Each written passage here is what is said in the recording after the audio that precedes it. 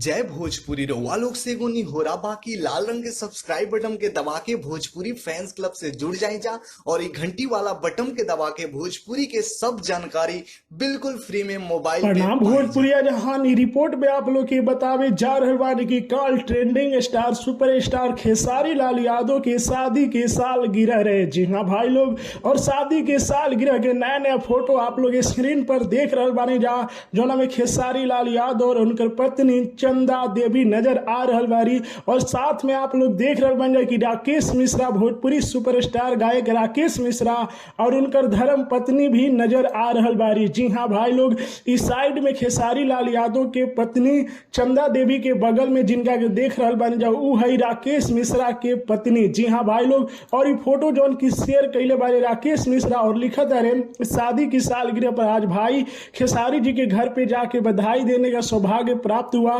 माता वैष्णो देवी आप दोनों के जीवन में सारी खुशियां दे। जी हाँ भाई लोग, और ये खेसारी लाल यादव अपन टीम खेसारी फेसबुक से ये फोटो शेयर करते हुए लिखा रहे मेरे एनिवर्सरी पे आप सभी ने सोशल मीडिया के जरिए और मेरे घर पे आके जो मुझे प्यार स्नेह दिया उसके लिए मैं दिल से कोटि कोटि नमन करता हूं। जी हाँ भाई लोग, और खेसारी लाल यादव भी राकेश मिश्रा के साथ वाला फोटो शेयर कैले बारे तो आप लोग स्क्रीन पर देख रही जा खेसारी लाल यादव के नया नया फोटो। और काल जौन की धूमधाम से खेसारी लाल यादव अपन एनिवर्सरी मनैले बारे जहां पर राकेश मिश्रा भी पहुंचल रहन, विवेक सिंह खेसारी लाल यादव की टीम पहुंचे रहे और चंदा देवी के भी आप लोग देख रहे बन जाए। तो आप लोग के फोटो कैसा लागल कमेंट में बताया जाए। वीडियो के ज्यादा से ज्यादा लाइक करी जा, ज्यादा से ज्यादा शेयर करी जा। जय भोजपुरी।